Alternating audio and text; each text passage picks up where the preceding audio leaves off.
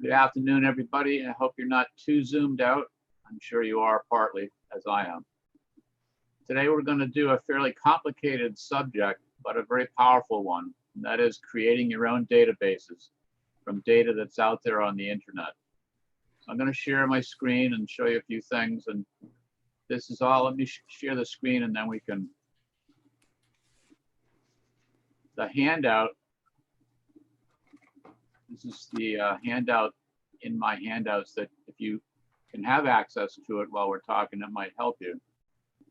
And it's creating user databases, and it's the example that says associations. There's actually two other, I think, handouts in there. Talks about user databases. I think one does dark clouds, but the other is a super long and lengthy. All the details that you'll never want to know how to do this, depending on what you're trying to do. So let me give you a reason why you might want to do a database.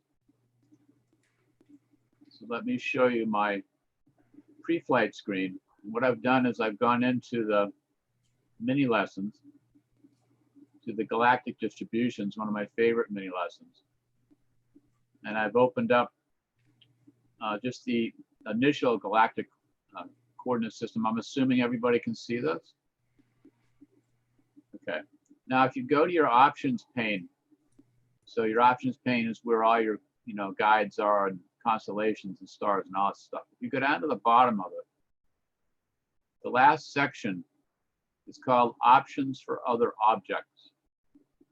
And this is where, if you make a database, this is where Starry Night is going to plunk it. It's going to put it down in here. And the one I want to draw your attention to is one that I made when I made this mini lesson 11 years ago, called associations. That's like the PTA, Planned Parenthood, all these different associations. As far as stars go, associations are very loose groupings of usually O and B stars, young stars. These groupings are typically 70, 80, 100 stars in each, and they're not very gravitationally bound. They get spread out very quickly. And they are very young, therefore, because they don't last very long. So if I click that on, this is the best association database that I had 11 years ago. And there's only about, because we're only looking at half the sky here, but there's probably only about 35 associations here. And you can see that they're confined pretty much to the Milky Way plane, because the way this lesson goes, things that are in the Milky Way plane, they are the youngest object. And as you go above and below it, things get older and older as you get into the halo. I'm not gonna teach you that. That's not the point of this. I'm not happy with this. This is a kind of a scant database. I'd like to see if there's a more up-to-date one. And of course there is 11 years later. So I found a paper by Eduardo Bica and his friends. And they're in Brazil. He is in Brazil. And he came out with this paper in 2019. So that's quite, it's only a year and a half ago. And in this paper, he has a list of almost 11,000 star clusters, associations, and candidates for those things. And his paper goes through all the stuff. It's really quite extensive. But the database itself, the list of this 11,000 things, is free and it's online. You just have to know where to look for it. So let me show you how you find databases, astronomical databases online. Strasbourg Astronomical Center has an online catalog called Vizier. It has about 20,000 databases. So if what you want is not in there, you're too fussy. And so if you go to their website, okay, then what you can do is you can either pick choices of things. You can see here, it says associations right there. So you could actually just click on that and it would give you all the catalogs it has that has associations in it. So I did that. I went for the BICA one. And when you do that, you get the BICA catalog, which is right here. If you look carefully, you can see this is the reference. but this gives me access to that 11,000 objects. Now, don't panic, okay? You can retrieve whatever you want, or you can retrieve the whole catalog. Once you get over the fear of 47,000 inputs, what you really want to look at is over here where I've got these arrows.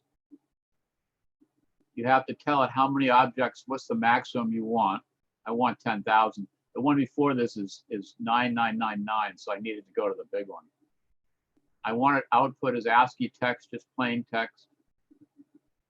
I want the coordinates in J2000 epoch, because that's what Starry Night plots all your stuff in.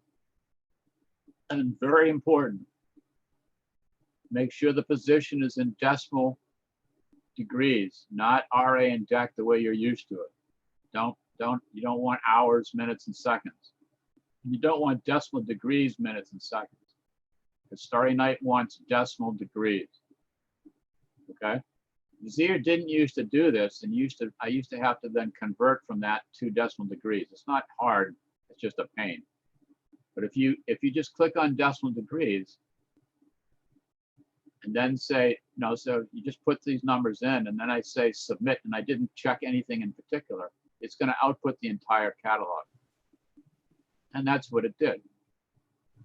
So this is part of the output of that catalog. So this came right out of Vizier, downloaded to me as a text file.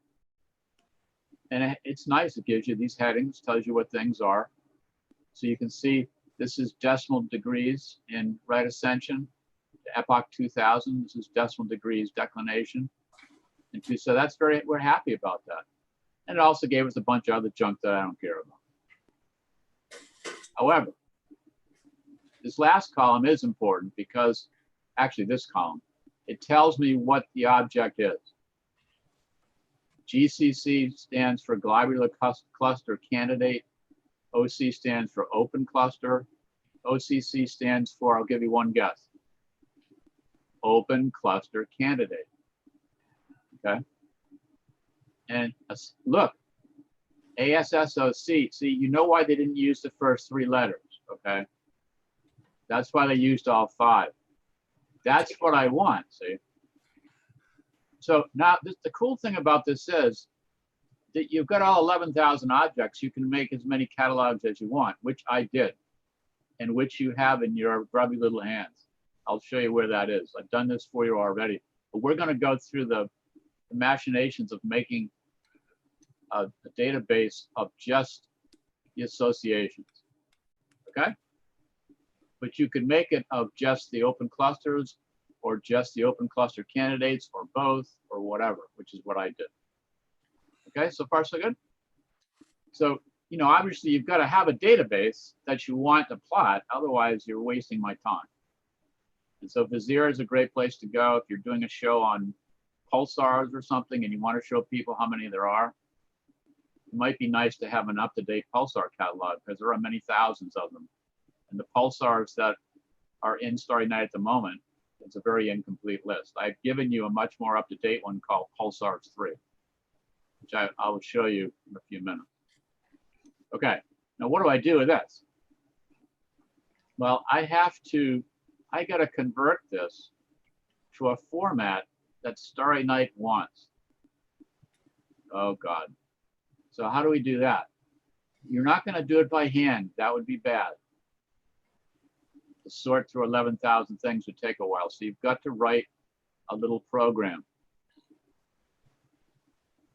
If you're not sure how to write programs, then you've got to find somebody who can, or just use, this is a basic program in a very simple, it's called QBasic, goes back to before many of you were born, that runs in DOS. But it's very powerful because you can write stuff very quickly. So let me just go through this. It's very straightforward. What I do is I open up the BICA3.txt. This is the BICA catalog that's what this was. Except I chopped off everything up to the numbers. So I don't want to read all those text ones. And then I'm going to create a file called Picasso, because I think that's cool. And that's going to be the BICA catalog with associations. Okay. So that's going to be the output file. In BICA 3, it's reading in. File 1, it's going to read in. File 2, it's going to output. Then we set up a while loop. And so this is what happens. It reads the first line of the input file, number 1, and assigns it to a string. Okay. Then we put a counter up because I want to count how many things we're reading. And then I just call the line, the name of the thing is just which line we've read in. The RA in degrees, this command is saying, look, go to the string, start at character 1, and take 9 characters. That's my right ascension. So strip that out of a string and then give me the value of that string. What's the actual numerical value? Say, what the heck is he doing? Look, I'm telling it to go after the right ascension. It starts in column 1, and there are 9 characters. That's what that command does. Okay? And that's going to be right ascension in degrees. I'll do a similar thing to get the deck in degrees, except notice it starts in column 11, and it's also 9 characters. So that's what I set that as. And see, well, how do I know what columns? It's called look at your database and count. Okay? Yes. Okay, so I've got the right ascension of the object and the declination. Now I need to find out what type of object it is, because I only want the association. So now I'm telling it to go to column 70 and read 5 positions. Column 70 is this column. So I'm going to have it read 5 positions. So far, so good? So I'm having it read the type of object it is. So that's this one. And now the if statement down here. If the type is an association, then I'm going to go to line 378, which says what? Print the puppy. Print its name. Now, character string 9, you may not know what that is, but that's a tab. Starry Night wants tabs in between its values. So it's going to print a file with a tab inserted between every thing that it's printing out. Okay, so this is the name of it, and then a tab, then the number 1, and a tab, and a space, and a tab, and a 0, and a tab, and then the right ascension of the object, tab, and the declination. So far, so good? When will it do that? Only if type's an association. If it's not association, what does it do? Goes to line 500, which skips over the print statement, and then goes back and reads the next line. Yes? So what it's doing is reading line by line, but it's only going to print to my output file if it has the word association in it. So how do I make other ones? Well, that's this statement is how I put, if it says open cluster or open cluster candidate, then print it out. See what I mean? You can use different if statements to pick out whatever you want from the same database file. Okay? So if you're not sure about that, if you've never programmed before, this is about as simple as a program gets, other than saying print hello. But this, I'm telling you, if you would teach yourself how to write a little program like this, the power in this is tremendous, because you can get basically any database online and strip out what you want and get it into a format that Starry Night can read. Okay? So don't let that scare you. And that's why I put that in there. Okay. Dr. B, if you do you have it somewhere in the notes? I haven't had a chance to read through them all. The details of what Starry Night wants for syntax on things. Yes, yes. In Kathy, it's a good question. There are 3 handouts on making databases. The longest one has more detail than you want. In the 50 minutes I have, I don't have, you know what I mean? But so we can get super complicated and make all kinds of different types and stuff, like the eclipsing binary database. All I'm trying to do is to get people to get their feet wet if they want to make a database with one type of object. So we just need to refer to that super detailed article to find out the details on the syntax. Thank you very much. Yeah. And Kathy, that I actually cut and paste the original Starry Night file that explains everything, quote unquote explains everything. Yeah, good luck with that one. It's in there if you want to dig it out. All right, so what comes out of this program? It's going to strip out every line that has the word association in it. And so that's what comes out. Okay, so that 28, so it didn't find an association until line 28. And it puts this 1 and 0 have to do with kind name and other crap that Starry Night wants. Ignore it, don't worry about it. It has to be there, but it's not going to affect us, not for this database. There's your right ascension in degrees, there's your declination. And there is a tab in between each one, okay? Well, they're not lined up. Well, that's because there's only 2 digits here, but there's 3 here, so that kicks everybody. Don't worry about it. Starry Night knows. The tabs are going to take care of it. It knows this is the name. It's going to expect a tab. It's going to find this number. It's going to expect a tab, etc. It's going to work for you if you do it right. Now, the next step. So this is what my basic program outputs. Starry Night wants a little bit of instruction. So it needs some header lines. So let me show you those. Here they are. So there are, in this case, eight lines in here. Only the first 7 are absolutely necessary. The first one, okay, the data name header, strangely enough, tells you I want my database to appear as the name Associations 2019.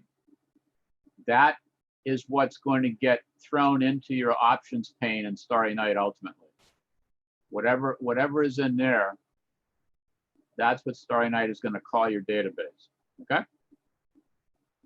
So that's up to you. The description, this description is entirely up to you. It can actually be several lines long. This is what's going to come up when you look at the contextual menu for that database, and I will show you that later. So this will show up in Starry Night, but you have to go into the contextual menu.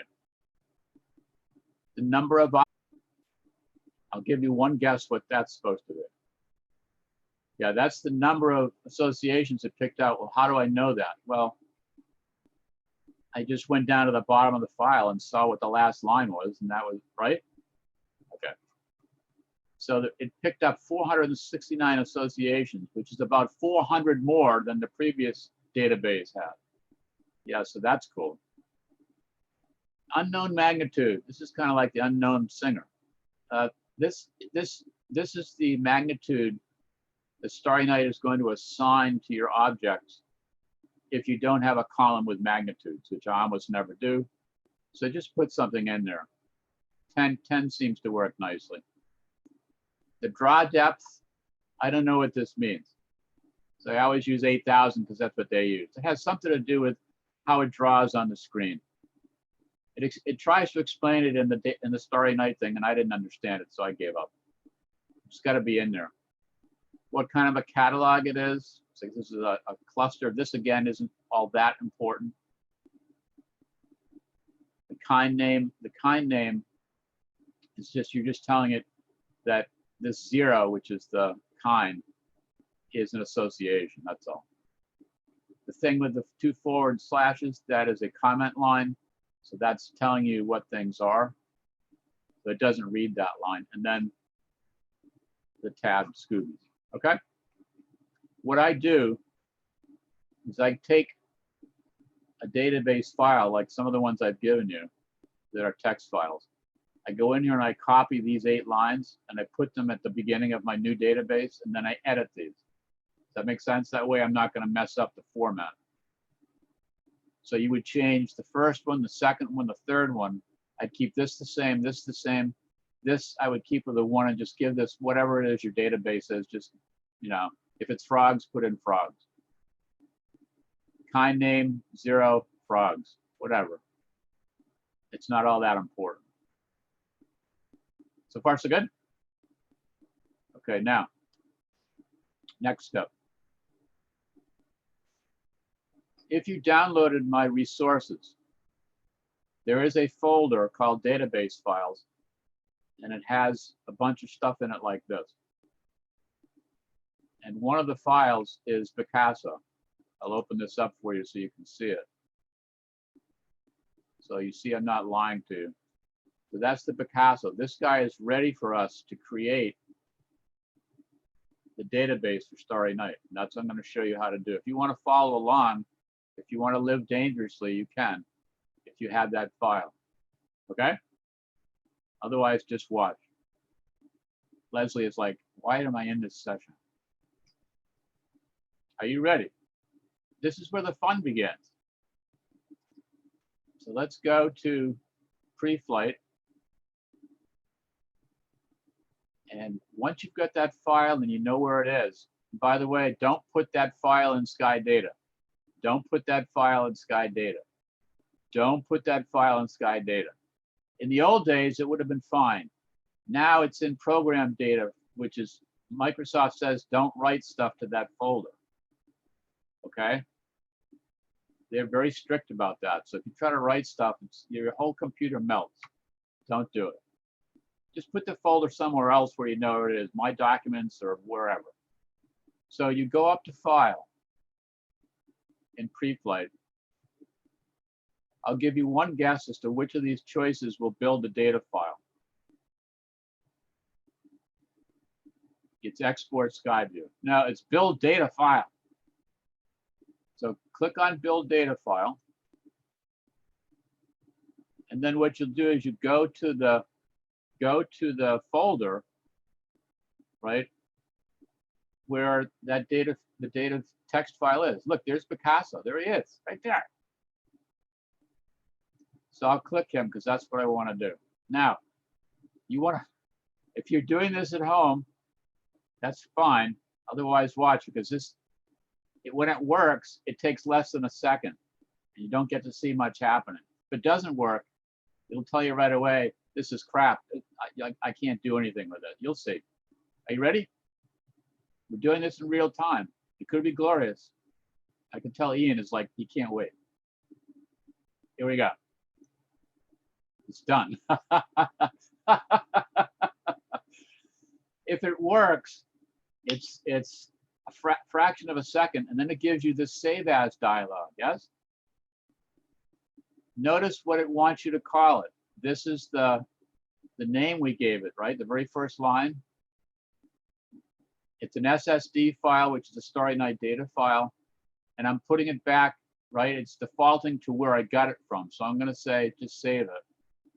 In your folder, you already have this file.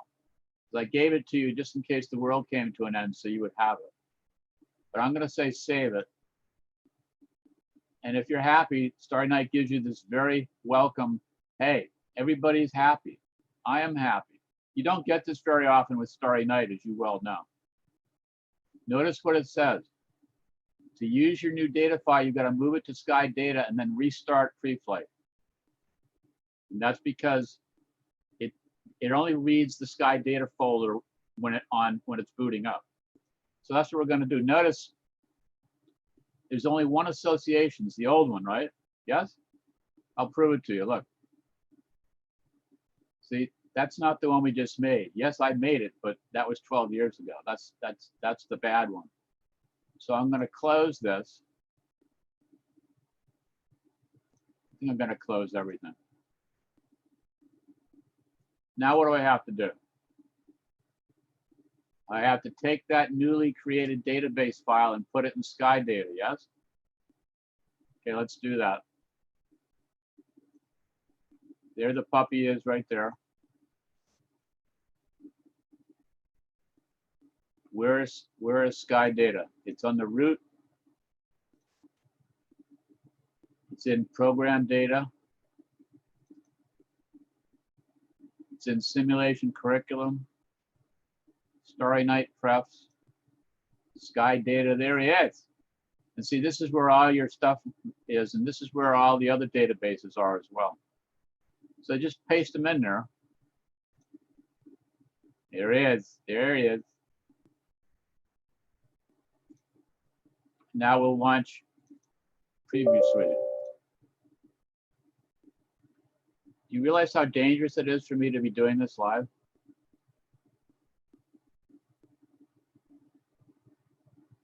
It's like the buggiest program ever made by man.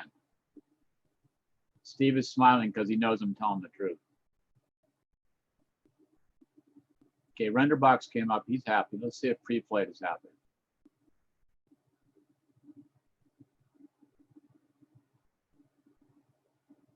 So far, so good.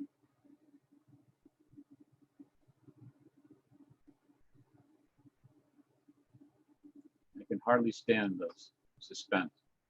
Okay, are we ready? See if it worked. So I'm just going to put up the galactocentric coordinates again, just so we can plot stuff.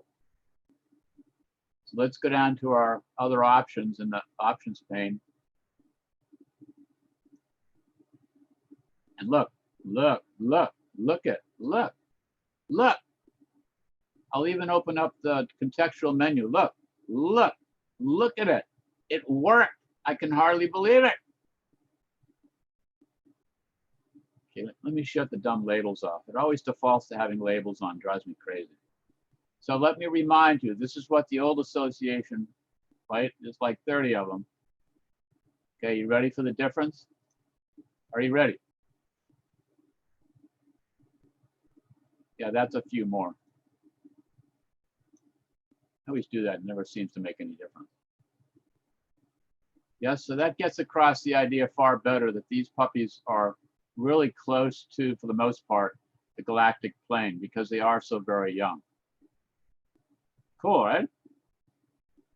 Okay, now let me show you, while I have your attention, those other databases that are in that folder, the SSD files.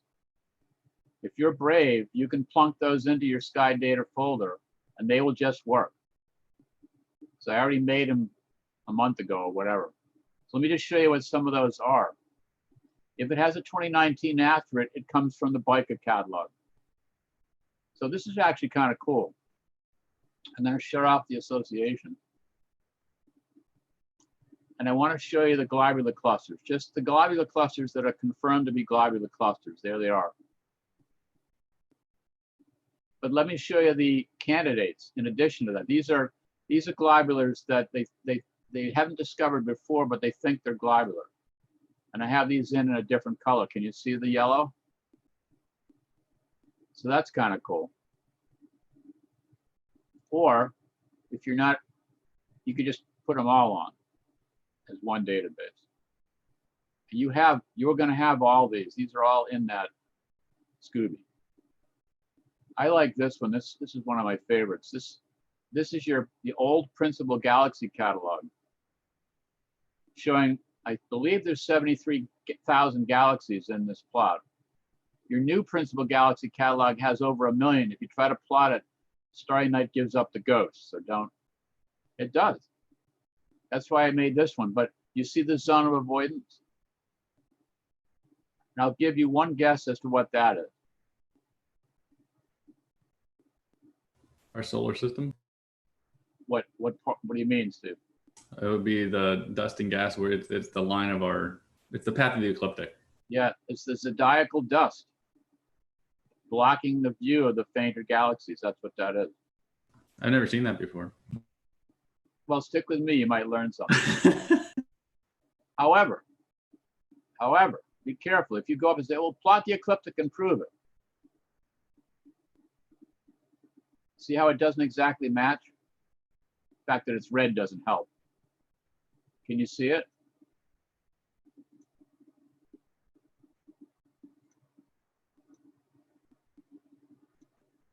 See how it doesn't exactly match? It's because the projection isn't the same because we're out of the solar system, if you know what I mean. So that's why it doesn't match. But that is the ecliptic plane. I just thought you'd get a kick out of that one. Anyway, there's a couple others in here that I made that you might find super interesting.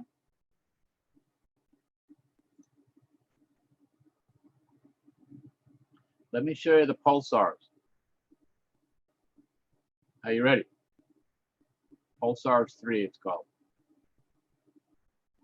That's a lot of pulsars.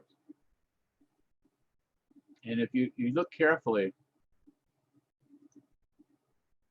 so they're mostly in the Milky Way plane, but there's also stuff above and below. What do you think this is? There's two clumps here. What do you think those are? Magellanic Clouds. They are the Magellanic Clouds. Yes. Very good.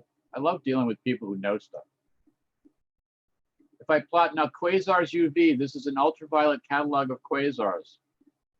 What do you think the distribution of quasars is going to be? You have to ask yourself, what are quasars?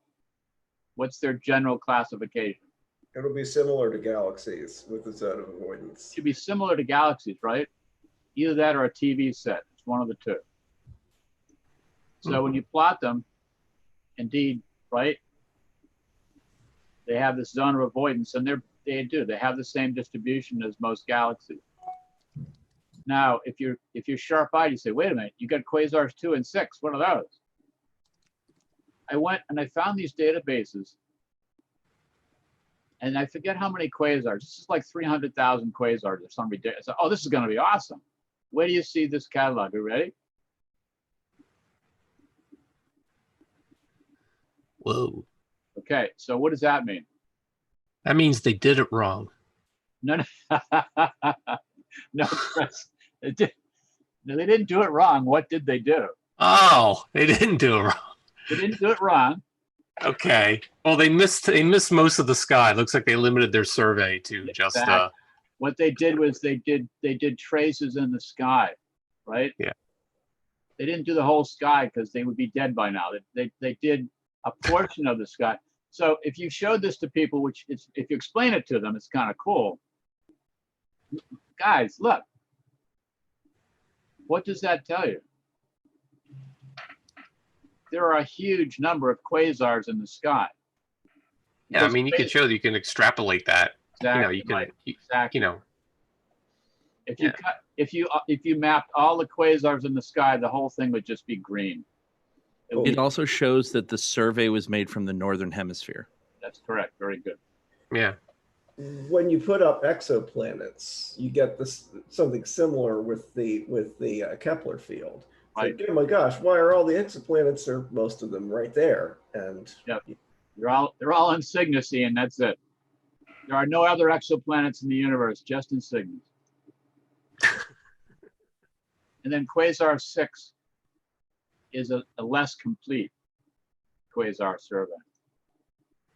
So when I see, I had no idea what the distribution was. So this is good to show that they're all over the place. This is just really strong ultraviolet quasars. But this one shows you the density of them in the sky. That basically, the universe is full of these things. And quasars are basically just galaxies in the process of being born. You're just looking far back in time. All those databases, as well as the BICA ones, those are all in that folder I gave you, those SSD files. If you just plop those in your Sky Data folder and then reboot pre-flight, you will have them all. And you could also put them in your SideDome. I guarantee they will work. Okay?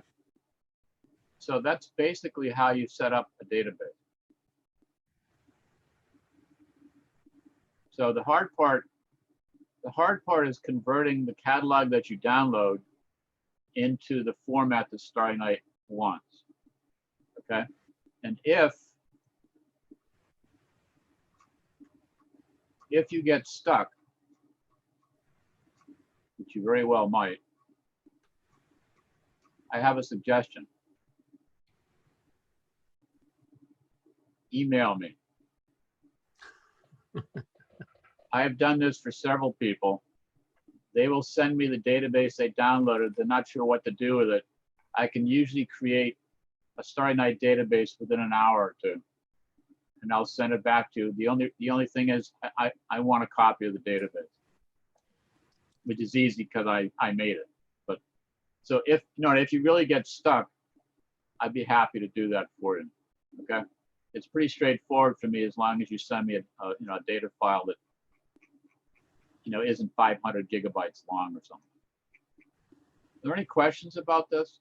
It might seem a little foreboding. You just go step by step and don't get flustered. I think for a lot of people, the hard part might be writing this code if you're not used to programming.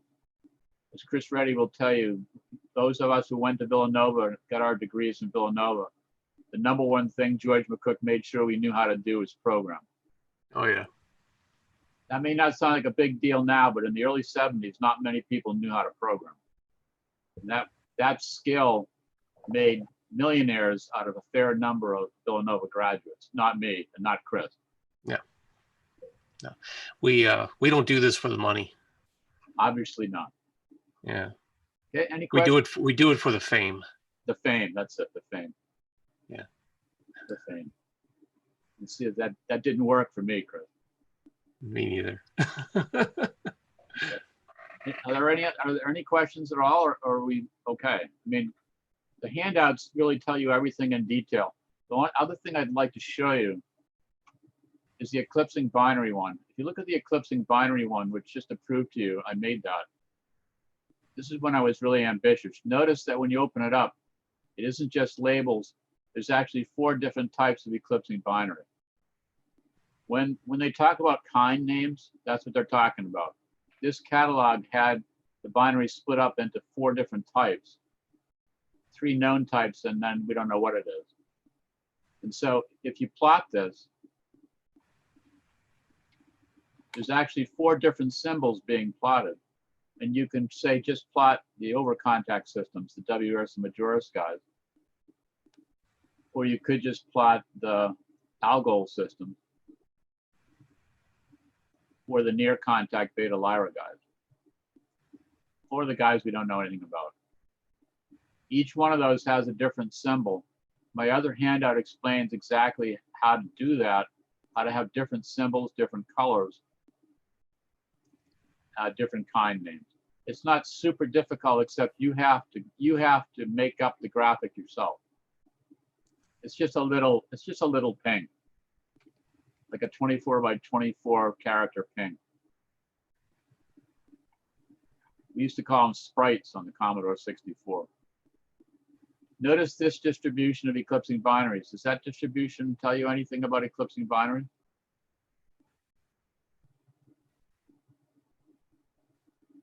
Do you know what this is the distribution of? They're relatively close to us. Yes, very good, Ian. This is the distribution of things called stars, right? Most of them are in the Milky Way plane, but they're above and below us as well in the disk where we live.